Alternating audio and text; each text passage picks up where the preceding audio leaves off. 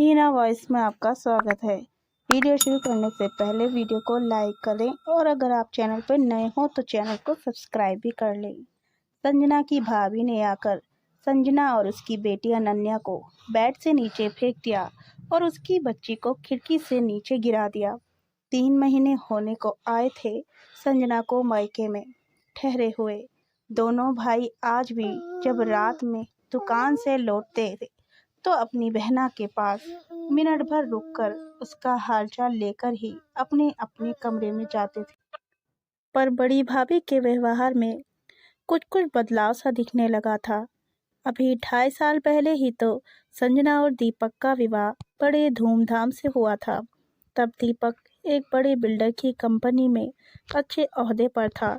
दीपक की काबिलियत और ईमानदारी ने उसे कंपनी के मालिकों का चहेता बना दिया था। अच्छी तनख्वाह के साथ साथ रहने को कंपनी की तरफ से मकान भी मिला था। दीपक संजना का हनीमून भी कंपनी की तरफ से प्रायोजित था।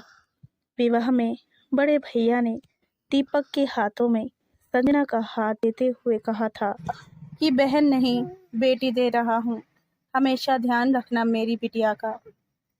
दीपक ने भी संजना की खुशी और आराम का पूरा ख्याल रखा था। कंपनी के कामों में दिन रात व्यस्त रहने के बावजूद भी वो थोड़े थोड़े समय पर संजना से बात कर लेता था ताकि वो अकेलापन न महसूस करे।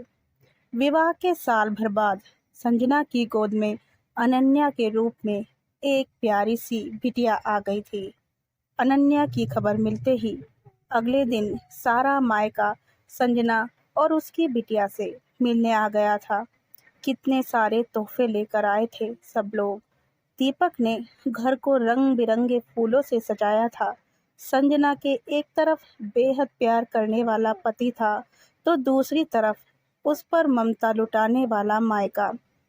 पर जीवन के अगले मोड़ पर नियति कुछ और रूप में संजना और दीपक का इंतजार कर रही थी। कुछ महीनों बाद ही न्यायालय के एक फैसले ने दीपक की कंपनी को रातों रात बर्बाद कर दिया था। कंपनी की करोड़ों रुपए की लागत से बनी एक बिल्डिंग को गैर कानूनी करार देते हुए उसे सरकार के हवाले कर दिया था। हेड ऑफिस में बैंकों के ताले लग चुके थे और मालिकों को फरार होना पड़ा था।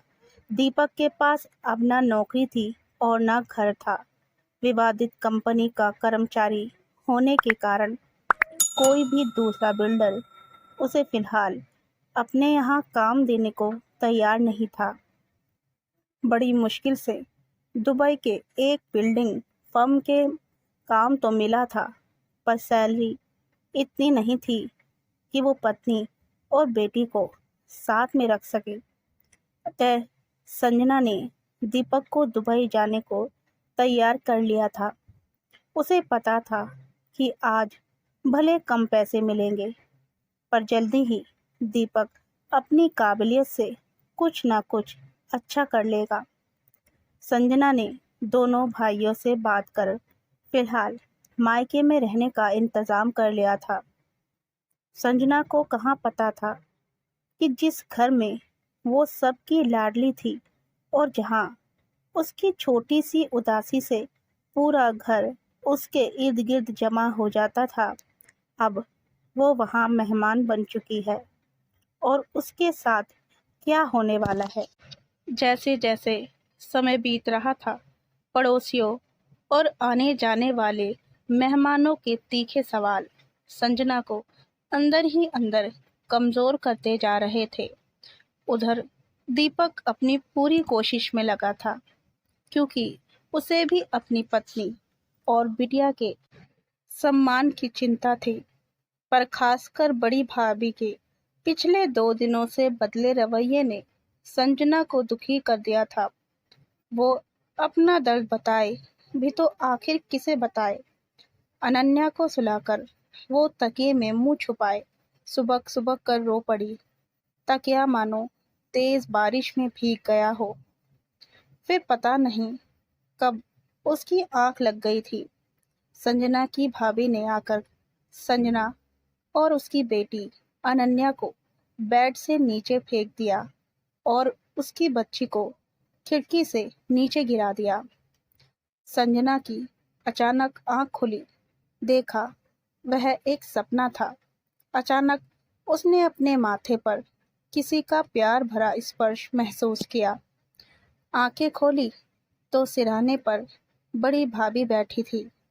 भाभी आप? संजना का आश्चर्य और भय से भरा प्रश्न था। भय इसलिए कि 2 दिनों से बदली बदली सी भाभी उसे बाहर जाने का आदेश तो देने नहीं आई थी। कुछ देर भाभी एकदम खामोश बस संजना के माथे को सहला रही थी। संजना, आज मैं बहुत दिनों बाद अपने विवाह के फोटो एल्बम के पन्ने पलट रही थी। तुम जिस भी फोटो में दिखी उसमें मेरा पल्लू पकड़े दिख रही हो।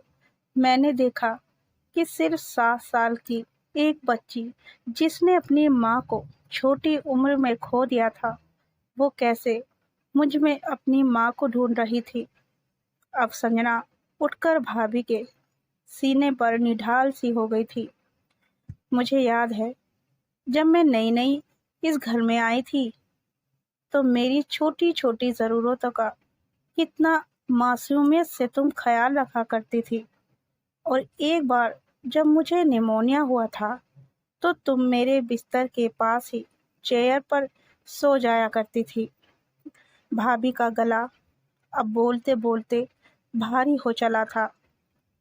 2 दिनों से स्वार्थ का शैतान हावी होने लगा था मुझ पर। मेरी बच्ची और मैं तुम्हारे भैया से तुम्हारी झूठी शिकायतें करने लगी थी।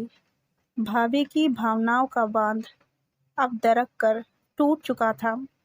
दीपक को अच्छे से काम सेट कर लेने दे और एक पल के लिए भी मायके में रहने की ग्लानि अपने अंदर मत लाना।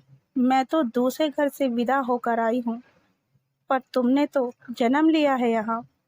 और एक बेटी अपनी माँ के लिए कब से बोझ बनने लगी थी। संजना ज्यादा कुछ नहीं बोल पाई।